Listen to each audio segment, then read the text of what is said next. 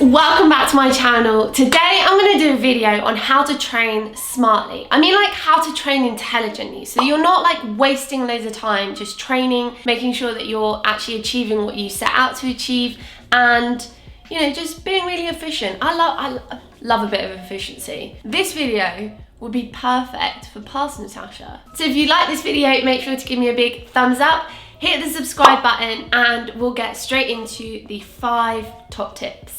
I feel like because I've done lots of different sports, I've actually experienced training unsmartly many a time. How would you say? I feel like I'm a seasoned professional of training unsmartly. I hit my peak of unsmart training when I was doing my Ironman.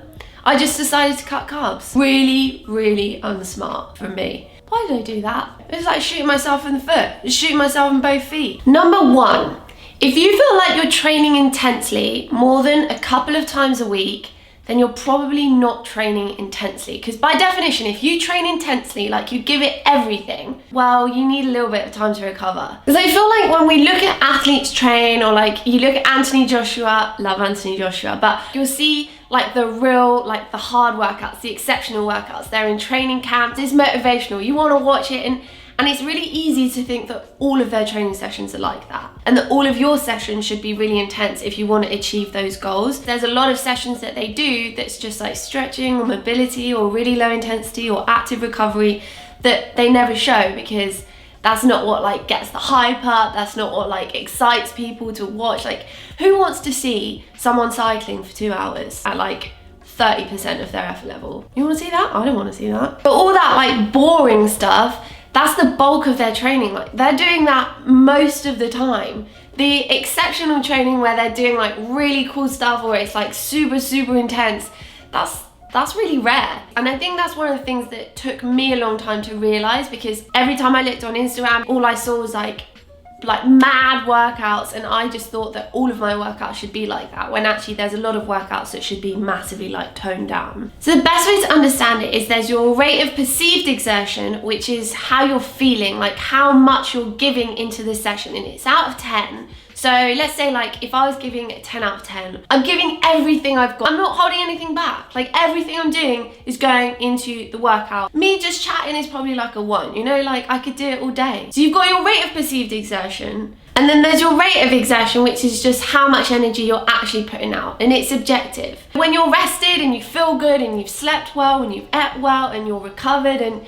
you know it's just a great day, then those two things, rate of exertion and rate of perceived exertion, are pretty much the same. What you're giving out, or what you feel like you're putting out, is probably what you're putting out. But if you're tired, and you might not even realize that you're tired. I've definitely been through phases where I'm like, no, I'm not tired. I'm not tired. I can do this. I'm fine. When you're not really fine, but you just can't get into it because they would never understand. Yeah, so when you're tired, like you might feel like you're giving, let's say, a 9 out of 10, like rate perceived exertion. You're really going for it.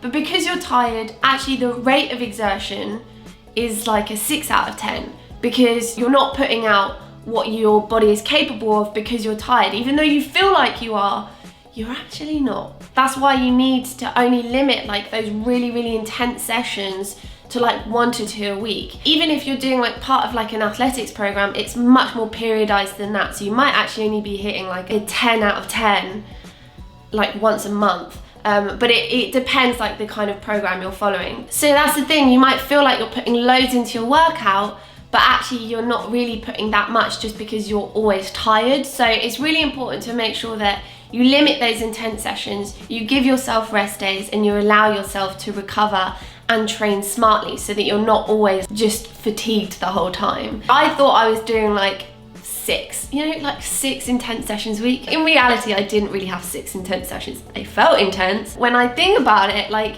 having intense sessions like that made me feel nervous. And that's kind of stressful, because if you've got that every single day where it's like, oh, you know, I've got a workout tonight, like I'm actually quite scared of it, but that's not a nice feeling to have. Like, you want to go into your sessions feeling like you're excited. If it's going to be a long-term thing, you have to keep it exciting. Otherwise, it's going to burn out. It will burn out. And I Took me a while, took me like 3 years to burn out, but I burnt out eventually. So yeah, I think it's really important to kind of like limit the intense sessions, look at things more like long term so that you can train more efficiently, and when you're actually doing your intense sessions, you're actually working at your max rather than not working at what your body is fully capable of. Tip 2, be conscious of when you're being distracted. The beauty of distraction is you don't even realize you're distracted.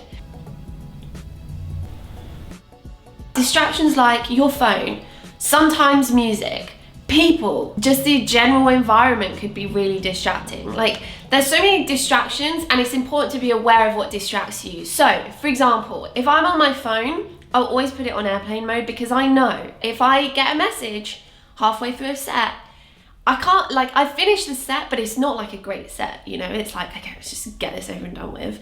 And then I check my message. It's my mum. She needs me to answer straight away. I answer straight away. I'm supposed to have a minute rest. Instead, I've taken 3 because I've replied to my mum. Do I want to do the set afterwards? No. Even people. Everyone has that person in their gym that loves to chat. Loves to chat. I love to chat. Am I that person? Maybe. No, but for real, like, there is always that person that loves to chat, and that's completely fine. But when it happens like on a regular basis during your workouts, then you're not training efficiently. So it's really important to kind of look busy. Just put the headphones in. You might have to pretend that you haven't seen them. And I think once in a while, like, obviously don't ignore them. Like, once in a while it's really nice to chat and catch up, but it's when it's like every single workout session. I think that's like important to kind of just be aware of when you're getting distracted. Then on another note, like, when you're really focused, your body gives you signals. When you're doing a session, you know whether you're having a good day. You could probably push yourself a little bit more. If you were in a state of distraction, you might miss signals like that, or you might miss signals that actually there's just something not quite right, like maybe just work on stabilizing this or something like that. Sometimes your body gives you signals and you might miss those because you're slightly distracted. Tip number 3, when you want to make a change, start small. Really small. When I have previously done this, I've gone big. Actually, in fact, I've gone just entire change. Like, I wanted to change this about my training, this about my food, this about the people I see, this about the times I wake up, this about the times I go to sleep. In the end, I get none of it done. It was just so unrealistic, and I was setting myself up for failure. If I want to make a change now, I make it small and manageable. And I also feel like experimenting is an amazing part of finding out what you want to do and what kind of changes you want to make, but it's important not to overcommit. It feels like a chore, like it feels a little bit scary, a bit overwhelming when there's so much new stuff that you have to kind of keep up with in your brain at the start. It's important to start small. Tip 4, ooh, that was nearly a 3. Tip 4 is making sure to have a plan that you can mold.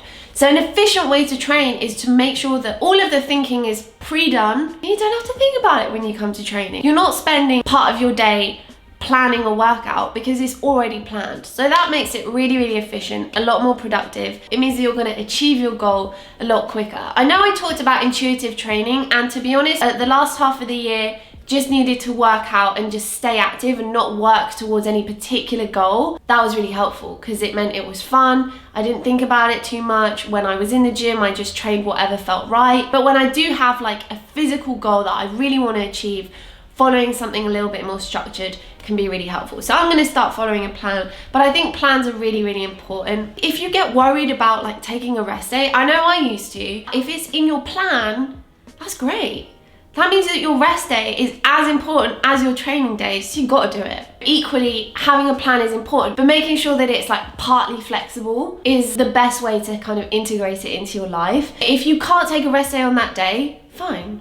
Swap a training session around, like do it on another day, like make it work for you. Even if it's on the day and you are going to do that session but you don't quite feel up for it, or something hurts or something like this, adapt it. There's always ways to adapt things. There's always ways to mold something so that you're still working towards the end goal, following that general plan, but not like to the point. And sometimes you'll have a plan and you'll need to tweak it. Like, part of you doing the plan is that you can tweak it to make it even more personalized depending on who you are and what like your lifestyle is. So that's like a really nice thing as well. But yeah, having a plan, following a plan, but making sure it's like flexible, beautiful way to achieve some goals. And then the 5th tip is to fuel up. I feel like I say this so often, but it's true.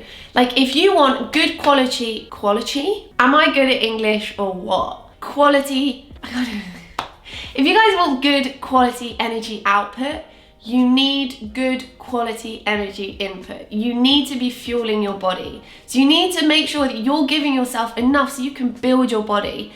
So many times in the past, I was just fighting.